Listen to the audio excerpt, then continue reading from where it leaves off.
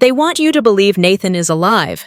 But here's why that's the biggest lie General Hospital has sold in years. The mystery of Drew's shooter has taken a sharp left turn into the improbable, with the PCPD tracing the weapon back to the Quartermain mansion. And now, speculation points to Yuri as a suspect, because nothing says shocking twist like framing the bodyguard. But the real puzzle is not who pulled the trigger, but who even knew where Edward Quartermain's gun was hidden in the first place. Michael and Willow, perhaps. Carly, certainly not. And Curtis, who has likely spent less time inside that house than the pizza delivery guy, is an easy elimination. Meanwhile, Britt is practically glowing with guilty knowledge whenever Nathan enters a scene. The woman's poker face has all the subtlety of a neon sign. Of course, this being General Hospital, DNA and fingerprints mean nothing. If Drew can wander around with Jason's memories stuffed inside his head like contraband, then Nathan can just as easily be a clone with memories implanted. After all, embalming fluid and a coffin never really stopped anyone in this town. The ghost appearances complicate matters further. When both Maxie and Nina claimed to feel Nathan's presence, it was written off as emotional projection. But what if those ghost visits were something else entirely? Foreshadowing a memory transfer or a scientific resurrection project? If Britt's mysterious research involves cloning, then the Nathan currently gracing Port Charles may be less man and more lab experiment. The DNA matches because, of course it does. The memories align because someone put them there. And Cesar Faison's conveniently available brain, yes, the one Anna had perched on her desk like a paperweight, practically screams involvement. Elsewhere, the writers have attempted to shoehorn Erica Slezak into the canvas as Monica's long-lost younger sister. A touching gesture, except for the minor issue that Monica never had a sister. Her parents were a complete non-entity in the show's history, and the sudden insertion of a sibling reads more like wishful rewriting than clever plotting. Still, Slezak and Jane Elliott deliver powerhouse performances, the kind that remind viewers why veteran actresses keep this show's melodrama grounded. As for Drew's shooting, the most entertainingly absurd theory suggests Willow lifted Edward's gun herself, shot Drew, and was caught red-handed by Chase sneaking in through the Quartermain back door. A twist so wild it almost feels logical by soap standards. General Hospital has once again taken its audience hostage with a blend of recycled plots, pseudoscience, and improbable family trees. Whether Nathan is a ghost, a clone, or just another Faison puppet, the only certainty is that Britt knows more than she's letting on. And the Quartermain mansion has officially become less a family estate and more a revolving evidence locker. General Hospital's Jason-Drew storyline isn't just a retcon, it's one of the worst narrative train wrecks in soap history. Few soap opera storylines collapse under the weight of their own absurdity, quite like General Hospital's Drew Kane saga. What began as a desperate attempt to juggle actors has devolved into a narrative so tangled it requires a corkboard, string, and a bottle of aspirin to follow. The first mystery: how exactly did Monica, the ever-devoted Quartermain matriarch, forget she had another son for several decades? We're expected to believe Drew, Jason's identical twin, was whisked away at birth and simply erased from memory until adulthood. Yes, Susan Moore gave birth to twins. Yes, Heather Weber and Nurse Betsy Frank swooped in to stash Drew like a misplaced library book. And yes, apparently no one noticed. The show's explanation? Don't ask. It's soap logic. Then comes the casting debacle. Billy Miller's arrival was pitched as Jason Morgan himself, memories intact, MRI proof in hand, the whole package.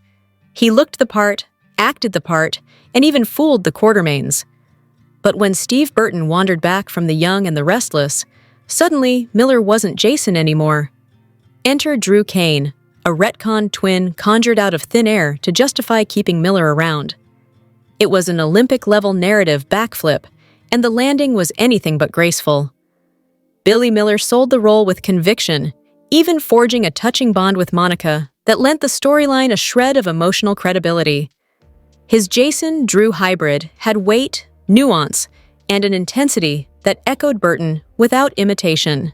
Fast forward to Cameron Matheson's turn as Drew, and the character has morphed into a hollow knockoff, all strained earnestness, shrill delivery, and none of the gravitas.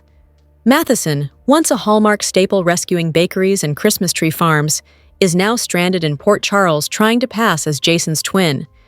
It's a miscast so glaring it borders on parody. The retcon pile doesn't end there. Franco was, at various points, Jason's twin, Jason's stalker, Heather's child, and Scotty's child, sometimes all in the same year. Heather herself was rewritten so many times she might as well be the patron saint of retroactive continuity. DNA tests were faked, switched, or dropped entirely. Franco went from serial rapist to beloved art therapist and stepdad, only to be killed off by Peter August, another contender for most irritating villain. Meanwhile, Drew's mind-mapping storyline, which involved implanting Jason's memories into his brain, was alternately emphasized and ignored depending on the writer's needs. Entire arcs were abandoned, while others contradicted years of canon. At this point, one could argue Drew exists less as a character and more as a dumping ground for every ill-conceived plot twist the writers couldn't assign elsewhere. And yet, beneath the chaos, there's a glimmer of what might have been. Billy Miller's Drew offered Monica a second chance at motherhood, gave the Quartermaines fresh drama, and provided Jason with a mirror that wasn't just a look-alike, but a moral counterpoint. That potential was squandered when the show chose stunt casting over coherent storytelling. Now, Drew Kane is less a hero and more a placeholder. A reminder that behind every soap twist lurks a boardroom decision. When Steve Burton returned, Billy Miller was sacrificed. When Roger Howarth needed a new role, Franco was resurrected. When producers demanded shock value, decades of canon went through the shredder. The result? A storyline so incoherent that even lifelong viewers throw up their hands. Retcons are a soap opera staple, but the Jason Drew Franco saga represents the worst of the genre. Confusion masquerading as complexity and nostalgia weaponized against its own history. General Hospital calls it drama. Everyone else calls it what it is: a mess. If you've ever screamed at your TV because Jason and Elizabeth still aren't together, this one's for you. When it comes to General Hospital, the audience never lacks imagination. Unfortunately, the writers often lack restraint. The result? A dizzying carousel of what-ifs, why-nots, and please God, don'ts that could fill a binder thicker than the Metro Court guest ledger. The most consistent theme is the obsessive insistence that Jason and Elizabeth liaison be reunited. Their chemistry has been undeniable since the Clinton administration, and the fact that the writers persist in keeping them apart borders on malpractice. One simple funeral scene of them side by side was enough to set off a collective frenzy, proving that this ship, however battered, refuses to sink. Beyond that perennial drumbeat, the suggested couplings range from plausible to preposterous. Some combinations hold narrative promise. Michael and Sasha, an easy repair if Sophia Matson returns. Tracy and Martin, a pairing the show has been practically begging to solidify. Or even Jordan with someone, anyone, other than Curtis. Others fall into the why not category. Lulu and Cody, Gio and Emma, or Britt verbally dismantling Drew until he regrets every life choice that brought him there. Then there's the gleefully absurd. Sunny paired with Pentonville, Willow coupled with common sense. Drew romancing the Grim Reaper. Nathan's obvious clone with Faison's brain pursuing Chase. These are not so much storylines as thinly veiled insults, and frankly, they're often more entertaining than the official scripts. The hunger for Christina to have any romantic storyline reveals just how criminally underutilized she remains. The same could be said for Jordan, who fans seem desperate to rescue from the endless Curtis orbit, whether by pairing her with Brick, Michael, or a new district attorney flown in from thin air. A few suggestions feel more like personal grievances masquerading as fantasies. Carly and Sean, because apparently Port Charles needs another recycled, smoldering reunion. Britt and Gannon, just to make Portia lose again. Or Curtis and Nina, for no reason other than to stir the pot. And then there are the cautionary tales.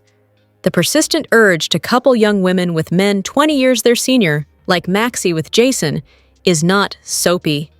It's lazy, and more than one fan made that disgust clear. In sum, the fanbase's imagination outpaces the writer's willingness to commit. Some ideas sparkle, others reek, and a few are so unhinged they belong in an anthology of General Hospital parody.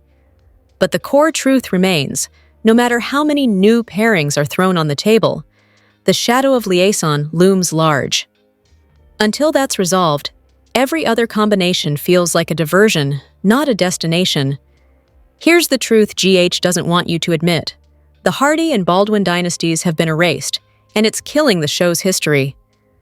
General Hospital has always prided itself on juggling an excess of mobsters, serial killers, and resurrected corpses. What it lacks, however, is a stabilizing figure, a sage doctor or nurse to ground the chaos. With stalwarts like Monica and Bobby gone, the hospital feels more like a revolving door of scandal than a medical institution. Enter a radical suggestion. Resurrect the Hardy family, specifically Tom and Simone, as the hospital's wise anchors. The idea isn't as far-fetched as it sounds. Tom and Simone Hardy, last seen in Port Charles in 1997, were once pillars of the community. They were also the parents of Tommy Hardy Jr., who was born in 1989, or 1987, depending on which revisionist history you prefer. By soap logic, he'd be pushing 40 now, prime age for a dramatic return as co-chief of staff, perhaps alongside Terry, once Portia's mountain of secrets inevitably buries her. The Hardys, unlike the Quartermains and Corinthoses, aren't entangled in the suffocating web of overconnection that currently plagues the show. Every romantic pairing risks turning into an episode of Who's My Cousin, which makes the thought of introducing the Hardy line again refreshing. They provide history without the suffocating incest chart. Still, there are pitfalls. The temptation to tie Jordan into the Hardy family tree must be resisted. The woman doesn't need a genetic connection to every family in Port Charles. Forcing her into Simone's lineage would be both unnecessary and messy, especially since Jordan's past has been left deliberately vague. If anything, pairing her with Tommy Hardy Jr. would be far more interesting than handing her yet another set of relatives. Of course, soap timelines are elastic to the point of parody. Age continuity has never been General Hospital's strong suit. Robin is the lone survivor of non-Sorast childhood, while characters born in the same year now appear old enough to be each other's parents. By those standards, Brooke Kerr could be Simone's daughter without anyone blinking, though it would still be absurd that Elizabeth never noticed. What truly stings is the decline of the Hardy and Baldwin dynasties. Once foundational families, they've been whittled down to Elizabeth, who, let's face it, only counts as a Baldwin by marriage. Simone and Tommy's return would restore balance, pulling the show back toward its hospital roots rather than its endless mob wars. Add Dr. Serena Baldwin to the mix, and suddenly, Port Charles might look like a medical drama again. As for Tom and Simone's marital status, they divorced 35 years ago, a lifetime in soap terms, which translates into approximately 12 remarriages, 6 affairs, and at least 1 presumed death each. There's no reason they couldn't reappear independently. After all, this is a universe where characters return from the grave more often than they return phone calls. General Hospital doesn't need Jordan retrofitted into the Hardy bloodline, nor does it need another family tree tangled beyond recognition. What it does need is a grounding presence, characters who can bring gravitas, history, and a reminder that the show is, in theory, about a hospital. Simone and Tommy Hardy could provide exactly that.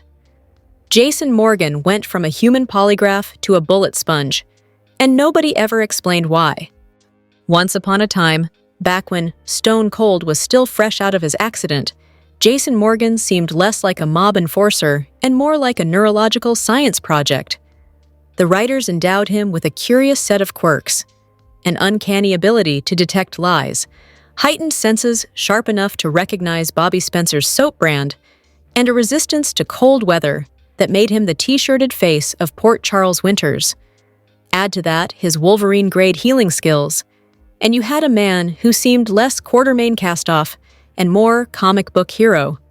And yet, as the years wore on, these traits vanished into the same black hole, where soap operas send forgotten children and abandoned storylines. His built-in lie detector was one of the first casualties. Early Jason, stripped of memory and family loyalty, had to read people like survival depended on it, which it did. Surrounded by manipulators, strangers, and relatives who saw him as a project to be corrected, Jason developed an instinctive database of honesty versus deceit. Lila and Emily gave him models of sincerity. Edward, Alan, and the ever-smug Tony Jones provided lessons in control, grief, and manipulation. It was a survival mechanism, not a superpower. But once Jason built his new identity, that hyper-awareness dulled. He no longer needed to study every twitch and tone. He had chosen his people and his code. Reading lies became less a tool for survival and more a violation of his own ethics. Hence, the once razor-sharp instincts faded quietly into soap oblivion, remembered only in rare moments, like when Carly was weaving yet another story, and Jason calmly reminded her that lying to him was futile. The irony is that Jason's evolution was more grounded than most soap plots. Unlike the typical "and then it never happened" gimmicks, the writers allowed this trait to erode logically. As Jason grew secure in his chosen world, he no longer needed his makeshift lie detector. He became more human, capable of being deceived, sometimes even tragically so, while the audience was left screaming at the screen with knowledge he didn't have. Of course, not every quirk received such careful treatment. His alleged inability to feel cold was a convenient party trick, then forgotten. His cinematic ignorance, never watching movies or television, was established with equal fanfare, only for the show itself to forget that televisions apparently don't exist in Port Charles, except during the nurse's ball or a scandalous tryst replay. Geography, maps, and an early inability to lie all floated in and out of canon with less consistency than his wardrobe of black t-shirts. In retrospect, Jason's early quirks were less about making him superhuman and more about dramatizing his alienation. He was a man forced to rebuild his life from zero, clinging to instincts while others clung to memories of who he had been. That lie-detecting ability, while never infallible, was the closest thing the writers gave us to a metaphor. Jason could see through others precisely because he himself had nothing to hide. Over time, though, he became less of a raw, wounded experiment and more of a machine, resilient, loyal, endlessly shot at, yet somehow always returning to the pier in one piece. In other words, the lie detector faded, but the bulletproof mobster endured, soap logic at its finest. They say soaps thrive on disruption, but stealing another family's history isn't disruption, it's character assassination. General Hospital has never been accused of subtlety, but Britt's sudden interest in Rocco takes even soap logic to dizzying heights of absurdity. This is, after all, Dante and Lulu's child, the product of stolen embryos in a storyline that already strained credibility to the breaking point years ago. Rocco has always belonged with Dante and Lulu, yet here comes Britt, dragging her baggage back into town and reasserting a claim she never genuinely wanted. It reeks of lazy retconning and cheap drama at the expense of the very characters she once victimized. The problem isn't just Britt's presence, it's the rewriting of her motivations. Prior to her supposed death, she demonstrated zero interest in Rocco. Now, suddenly, he's the missing piece of her maternal puzzle? Nonsense. This is not a character revisiting unfinished business. It's a character hijacking another family's history to generate angst. Worse, it forces Lulu, perpetually the show's punching bag, to endure yet another round of suffering in a saga that should have been laid to rest long ago.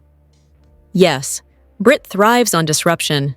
That's always been her narrative function, and frankly, it can be entertaining when done well.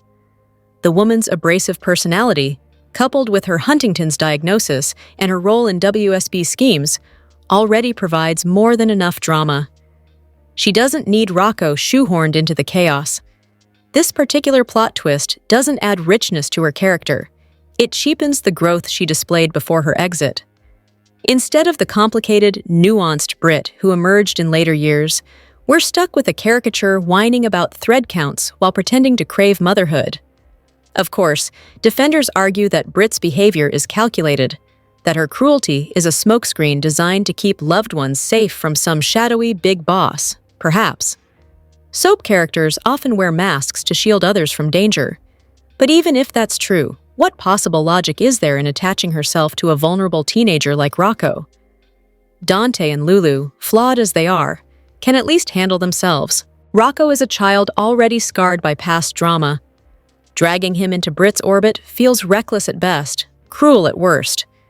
And yet, some will insist that without Britt, Lulu would have nothing to do.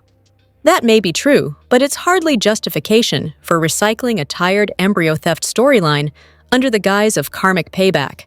The result isn't compelling drama. It's narrative cannibalism. Fans don't want Britt turned into a walking retcon, and they certainly don't want Rocco treated like a plot prop to keep Lulu occupied. Yes, soaps thrive on disruption, but good disruption builds on character history rather than trampling it. Here, the writers have chosen the path of least imagination, slapped together a conflict that ignores who Britt was, who Rocco is, and who Dante and Lulu are supposed to be. The only consistent character left on the canvas, it seems, is Tracy, because at least Tracy never pretends to be anything she's not. Britt may always bring drama, but this time it's the wrong kind. Rocco, Lulu, and Dante deserve better than being pawns in yet another round of Britt the Disruptor. General Hospital thrives on chaos, yes, but even chaos should respect its own history. Someone shot Drew, but nothing has changed. General Hospital created a huge buildup to Drew's shooting. It finally happened, but nothing has changed. Drew is alive and still the same sleazy jerk he always was. We knew it was coming. Multiple residents of Port Charles threatened to kill Drew, so it was no surprise when someone finally shot him. The PCPD is investigating, but we know how that goes. They have many suspects, but have been unable to narrow it down to who actually committed the crime. The obvious choice is Michael, but the culprit is rarely the obvious choice.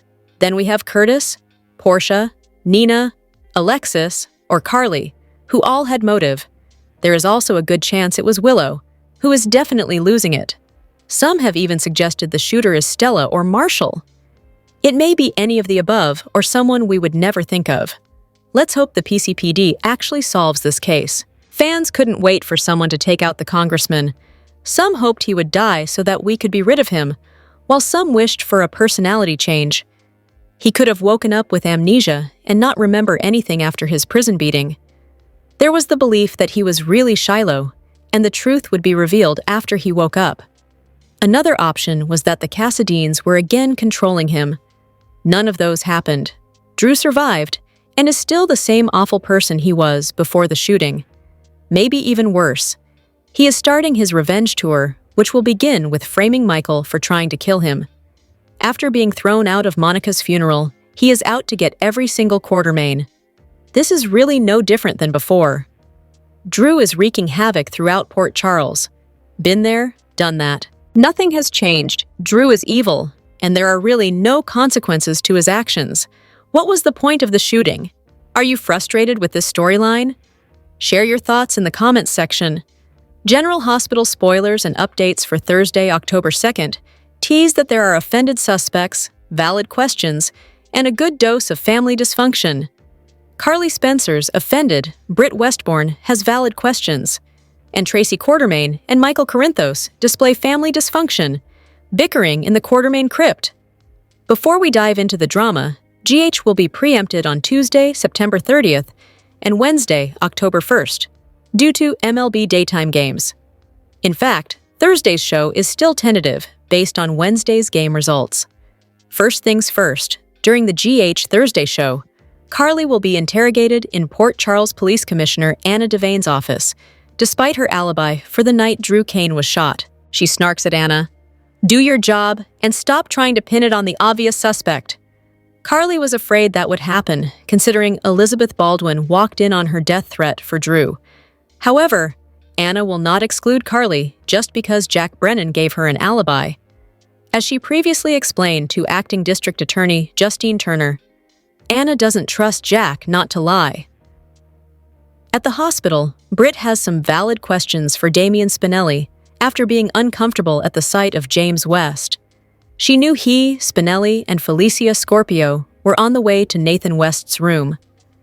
Britt seemed uncomfortable at the whole thought of a not-so-dead Nathan getting close to the family, including their mother, Liesel Obrecht. Now she buttonholes Spinelli, asking him if he really thinks Maxie Jones will be okay with this. Something's off with this scenario. It doesn't feel right at all. Next, General Hospital spoilers for Thursday show note that James will make it into Nathan's room to meet his birth father for the first time, in spite of Britt's reservations. Nathan's response to James is a big smile, and he says, "Well, hello there." Nathan never met James, since Maxie was pregnant when Cesar Faison shot him in the chest, and that gunshot is the last thing that Nathan has said he remembers. Nathan is obviously cool with his back from the dead situation and seeing his son for the first time. If he's really Nathan, his DNA may have matched, but there are ways around that. It wouldn't be the first time DNA matches were faked in Port Charles. Elsewhere, Sonny Corinthos makes a new connection as he meets the late Monica Quartermain's younger sister, Veronica Ronnie Bard. Tracy seems to be the topic of discussion between the two of them, as Ronnie tells Sonny she's not about to be scared off by Tracy. Sonny's not scared of Tracy either, even though she's tried really hard to scare him out of Port Charles several times. It seems that Sonny and the newcomer have a good rapport and can tell each other some stories. Did Monica write about Sonny too, the way Ronnie said she wrote about Tracy? Will Jason Morgan's name come up between them? In the meantime, Tracy and Michael are in the Quartermain crypt, and their family dysfunction is in full view as they bicker among the dearly departed. Tracy saw Michael in his car near Drew's house the night he was shot and told him she did. Now it seems she's asking a lot of questions instead of trying to protect him. It sounds like Tracy is accusing Michael of trying to murder his uncle, since he's got motive and means. And if Tracy doesn't keep his secret, he had opportunity. Michael is beyond annoyed as he tells her, if she's so sure that he's lying, go to the cops. Finally, General Hospital spoilers for Thursday, September 2nd. Note that Alexis Davis has no idea her and Ava Jerome's captive audience faked swallowing his sedative and has broken his bonds. Rick Lansing has made his way upstairs in Alexis's house, and he's found the Cassadine dagger that surfaced with Jens Sidwell. Alexis didn't want the dagger, and yet, there it was. How did it get in her house, and where did Rick find it? That question may be irrelevant, as Rick has the dagger in his hand and holds it to her throat as she awakens on the couch with a start. After being in what essentially is a panic room for several weeks, Rick got downright desperate. Don't sit up too fast, Alexis. You don't want that dagger to slip. General Hospital spoilers tease the alibi game. In Port Charles is getting dicey as Jacinda whispers to Michael Corinthos that she's not convinced their story about being together the night of Drew Kane's shooting is sticking. Previews for next week show Jacinda voicing her doubts, fearing cracks in their cover could crumble under scrutiny, especially if Drew, recovering in the hospital, points the finger at Michael as his shooter. Jacinda is rattled, unwilling to risk being labeled an accomplice to attempted murder or aiding a fugitive. Will Michael smooth things over with cash, or will Jacinda up the ante, perhaps blackmailing him into a fake relationship that sees her moving into the Quartermain gatehouse with him and his kids? Ironically, this reeks of something Drew would do to Willow Tate. Jacinda's unease stems from sensing others, like Anna Devane or Dante Falconeri, aren't buying their Port Charles Grill rendezvous tale. If Drew accuses Michael from his hospital bed, her nerves could fray further, turning a simple alibi into a liability. Fans suspect Jacinda's innocence makes her wary. She doesn't want to go down for a crime she didn't commit. Michael's desperation to protect his custody of Wiley and Amelia Corinthos might push him to pay her off, but if she smells blood, she could demand more, leveraging the alibi to insert herself into his life. Michael is in a bind. His alibi with Jacinda was meant to shield him from suspicion, but her doubts could unravel it. If he ups the cash to keep her quiet, it buys time. But Jacinda's opportunistic vibe suggests she might escalate, blackmailing him into a relationship for cover. Imagine her moving into the gatehouse, playing stepmom to his kids. It's a Drew-level ploy, mirroring his schemes. Michael's focus on family stability might make him cave, but exposing this to Carly Spencer or Sonny Corinthos could blow everything. Will he go that far to stay free? If Jacinda pushes for a staged relationship, it could shield them both but risk real feelings. Lights? Or real fallout. Michael's lingering Willow wounds make him vulnerable, but Jacinda's shady past could trap him in a web. If Drew's accusation sticks, this romance might be his lifeline, but fans fear it's a trap tying him to a wild card. Drew's similar tactics add irony. Will Michael forgive Willow if his own shortcomings, caving to Jacinda's manipulations the way Willow did to Drew's, mirror hers? Keep checking back with us right here, every day, for more GH news and spoilers. The Reeves-Faison family tree is messy. Britt and Nathan's return from the dead on General Hospital has brought up questions about their family tree. Here's a little refresher on how the Reeves and Faison families are connected. When Dr. Britt Westbourne, aka the Britch, arrived in Port Charles, she didn't have any family. Not long after, though, her mother, Dr. Liesl Obrecht, and their tense relationship were introduced. Next, hunky detective Nathan West came on the scene, and his sister Nina Reeves soon followed. It was then that GH fans learned Nina and Nathan's mother was Madeline Reeves. The name didn't mean anything until the reveal that Madeline and Liesl were sisters. This made Britt a cousin to Nathan and Nina until another classic soap twist came in. It turned out that Madeline wasn't Nathan's biological mom. Liesl was, and she gave him up to protect him from his evil father. Just when we thought this family couldn't get any more entangled, Nathan went on the hunt for his biological father. Liesl claimed it was Victor Cassadine, which Nathan believed for a while, but the audience knew it was a lie. A couple of years later, Nathan learned that evil mastermind Cesar Faison was his biological dad, which makes it understandable why Liesl gave him to Madeline for protection in the first place. This made both Nathan and Britt the children of Liesl and Faison. However, there was more of the Faison family out there. Peter August was thrown into the mix ahead of Pavy's exit as Nathan. Despite hiding his true identity at first, GH fans later learned that Peter was really Faison's son, Henrik Faison. For a while, Anna was believed to be Peter's mother. In the end, though, Anna proved that her evil twin, Alex Devane, was Peter's mom. So, to recap real quick, Nathan and Britt are siblings, and Nina is their cousin. However, since Nina and Nathan were raised as siblings, they still consider each other siblings, not cousins. Gio learned many beautiful things about the Qs. Gio's angry era might finally be coming to an end on General Hospital. Monica's funeral seems to have the violinist looking at the Quartermains with fresh eyes. Gio has been angrily stomping around for a while now. He had every right to be upset because he had been lied to for his entire life. He was mad at Brooke Lynn for giving him up, at Dante for basically just being a jerk, and at Lois for keeping everything a secret. The rest of the Qs were collateral damage. He left the mansion and would barely speak to anyone in the family. Brooke Lynn has been devastated by the whole situation and wants to fix things with her son, but Gio wouldn't bend, until possibly now. The relationship he is forming with Emma might have helped, but it was Monica's funeral that has him seeing things differently. The Quartermains are a crazy family. They are constantly bickering, fighting, and trying to cheat or outdo each other.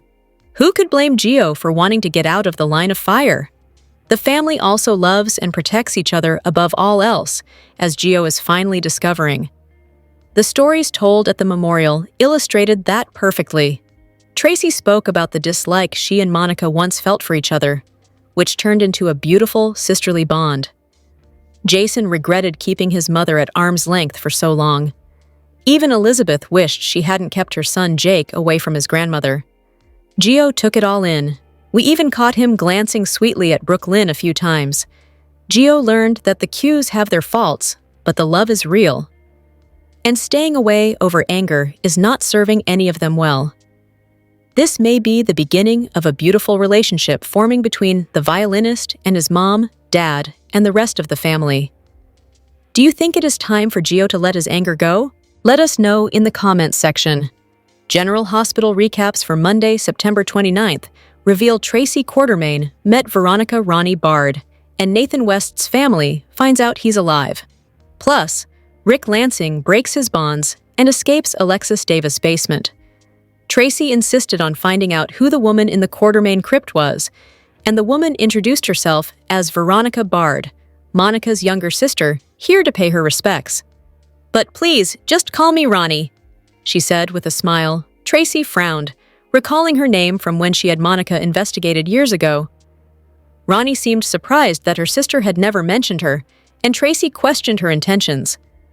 Ronnie confessed that she and Monica had been estranged for a long time, but stated that everything changed when she received a letter from her sister. She explained that they had been in correspondence for about a year. Tracy sought evidence, feeling suspicious about her sister's sudden appearance after 50 years, circling like a vulture. Offended, Ronnie maintained that she had no financial interest in Tracy or her sister. She merely wished to pay her respects and visited the crypt since the service was private. Tracy demanded that she leave the property, but Ronnie was eager to meet the family her sister had mentioned. Tracy asserted that Monica had never spoken of her and clearly wanted nothing to do with her, but Ronnie countered that they had been separated as children. They were into the foster care system, making their estrangement a matter of circumstance rather than choice. She mentioned that Monica had moved on and had no space in her new life for her sibling, yet Ronnie had never asked her sister for anything. Tracy praised her narrative and stated she didn't believe a single word of it. "Monica Bard might have been your sister, but the little girl you recall grew up to be Dr. Monica Quartermain," Tracy asserted. "She was a talented surgeon. She was a cornerstone of her community, too occupied with helping others to look back. So listen to me when I say, Ronnie, there is no place for you in her family's future." Ronnie resentfully told Tracy that Monica had described her quite accurately, but omitted how cold she truly is, and Tracy had been extremely cruel to Ronnie. Tracy shot her a piercing glance and once more insisted she leave the property. As she was exiting, Ronnie paused to caution. "You know, Tracy, masks have a way of slipping, and I have a feeling that you may not be entitled to everything you believe you are." Ronnie continued saying, "My heartfelt condolences on this very unfortunate day," before exiting the crypt. GH recaps for Monday's show note that Damian Spinelli and Felicia Scorpio attempted to keep the atmosphere light with James West during a meal at Bobby's, but the boy was feeling down. These three GH alum are getting spooky this October. Hallmark Channel may be best known for its Christmas movies, but as autumn rolls in, one new spooky film features three actors who have appeared on General Hospital. Soap stars making the jump to Hallmark flicks is nothing new. In recent years, the rom-com channel has starred notable daytime actors like GH's Cameron Matheson, Days of Our Lives' Chandler Massey, and The Young and the Restless alum Hunter King. Now, a new movie centered around Halloween will star a familiar face from Port Charles, plus two others who made memorable appearances on the soap. Haul Out the Halloween premieres on October 11th and follows new residents of a small town who inspire their neighbors to whack out their spookiest decorations. Ellen Travolta stars in the film as Mary Louise, but is best known to GH fans as Lois's mother, Gloria. Travolta most recently appeared on GH earlier this year to try and reconcile things between her on-screen daughter and Brooke Lynn after everyone found out Gio is the son Brooke Lynn gave up for adoption. The movie also stars Melissa Peterman, who is known for her roles in sitcoms like Happy's Place, Reba, and Baby Daddy. But during a 2015 crossover between GH and Baby Daddy, Peterman made a cameo on GH as Olivia's friend from Bensonhurst, also named Melissa. Rounded out the cast that also features Wes Brown, Stephen Tobolowsky, and All My Children alum Lacey Chabert is Kimberly J. Brown, who is best known this time of year for playing Marnie in Disney Channel's Halloween Town franchise. Brown hopped over to daytime for a short stint in 2021 to reunite with former Disney Channel alum Kirsten Storms on GH, where she played Chloe, a fake nurse who was working for Peter. Drop your thoughts in the comment section below. Do you agree or disagree?